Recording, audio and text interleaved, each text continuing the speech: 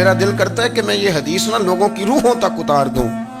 حضور فرماتے ہیں میں نے جس کے سامنے دین پیش کیا اس نے دلیل مانگی، وہ بھی کوئی اپنا ہے جو اپنوں سے دلیلیں مانگے، وضاحتیں مانگے، یہ کیسے تھا تو وہ کیسے تھا تو یہ چیز کدھر سے آئی تو وہ کدھر گئی۔ آپ اپنوں سے دلیلیں مانگ رہے ہیں، آپ اپنوں کو کٹہروں میں کھڑا کیا ہے۔ حضور یہ نہیں فرماتے کہ دلیل تھی کوئی نہیں، فرمایا جس نے مانگی میں نے دی دلیل، اور لوگ دلیل دیکھ کے مسلمان ہوئے۔ حضور فرماتے ہیں لوگوں سنو یہ میرا ابو بکر ہے، میں نے اسے کہا کلمہ پڑھ لے، اس نے دلیل ہی کوئی نہیں مانگی، فوراً ہی کلمہ پڑھ کے مسلمان۔ یہ احساس ہے۔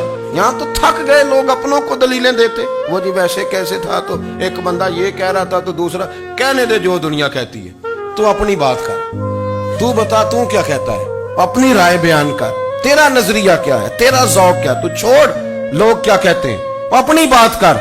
اگر ابو بکر صدیق لوگوں کے کہنوں پہ چلتے تو مکہ تو سارا کچھ اور کہہ رہا تھا، اس وقت تو کچھ تھا ہی نہیں جو کہتا کہ نہیں تو ٹھیک چل رہا ہے، دنیا ساری کچھ اور کہہ رہی تھی، لیکن صدیق اکبر کہہ رہے تھے نہیں نہیں، سچ وہ ہے جو مدینے والے رسول فرماتے ہیں، سچ وہ ہے جو میرے آقا نے فرمایا ہے۔ زندگی میں انہوں نے بتایا لوگوں کو کہ دین کا مزہ لینا ہے تو پھر ذرا غلامی کر کے آتا ہے، پھر ذرا پورا پیار کر کے آتا ہے، پھر پوری محبت دے کے پھر غلامی کا مزہ۔ حضرت اسماء بنت ابی بکر صدیق فرماتی ہیں کہ نبی پاک صلی اللہ تعالی علیہ وسلم نا حرم شریف میں داخل ہوئے، ایام مکہ میں، مکے کے دن تھے، حضور حرم مکہ میں داخل ہوئے۔ کافروں نے، ابو جہل نے پہلے سے سازش کی ہوئی تھی۔ جیسے ہی حضور اندر داخل ہوئے تو شور کرنے لگا، کہنے لگا یہ تمہارے بتوں کو برا کہتے ہیں اور تمہیں شرم نہیں آتی، یہ تمہارے معبودوں کو گالی دیتے ہیں، معاذ اللہ یہ برا کہتے ہیں، میں خیال نہیں آتا۔ لوگوں کو اشتعال دینے لگا، لوگ مختلف جگہوں سے اکٹھے ہو کے حضور کے گرد جمع ہو گئے۔ آپ نے کہا ہے کہ بت جھوٹے، حضور فرمانے لگے کہا ہے۔ آپ نے کہا ہے کہ یہ کچھ نہیں کر سکتے، فرمایا کہا ہے۔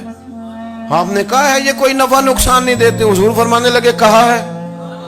رسول کائنات صلی اللہ علیہ وسلم سے جو سوال پوچھا حضور نے بیان کیا، چاروں جانب سے وہ نبی کریم پر ٹوٹ پڑے، معاذ اللہ، مارنے لگے۔ حضرت صدیق اکبر گھر میں بیٹھے کھانا کھا رہے تھے، کسی نے کہا ابو بکر وہ تو حرم میں حضور کو مار رہے ہیں، نہ سر پہ ٹوپی نہ پیروں میں جوتا۔ ابو بکر دوڑے، سر پٹ دوڑے، بھاگے۔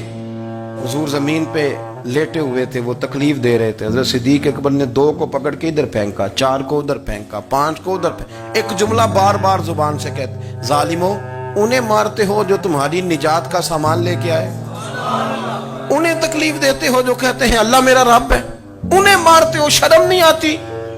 اب انہوں نے حضور کو چھوڑ کے تو جناب صدیق اکبر کو مارنا شروع کیا۔ حضرت صدیق اکبر، عقبہ بن ابی معیط، عتبہ اتیبہ، ان کے ہاتھوں میں جوتے تھے۔ آج کل جوتے وہ نہیں ہوتے جو زمانے میں تھے، جوتا ہوتا تھا لکڑی کا، کھڑاؤں کہتے تھے، وہ جوتے پکڑ لیے اور جناب صدیق اکبر کے سر پہ مارنے شروع کیے۔ سر پہ جوتے لگ رہے ہیں، لگتے جا رہے ہیں، خون بہتا جا رہا ہے۔ حضرت صدیق اکبر نے بازو کھولے ہوئے، بے ہوش ہو کے گرے۔ حضرت اسماء کہتی ہیں میرے والد کو لوگ گھر لائے تو سر بھی سارا لہو سے بھرا ہوا تھا، چہرہ بھی سارا لہو سے بھرا ہوا تھا۔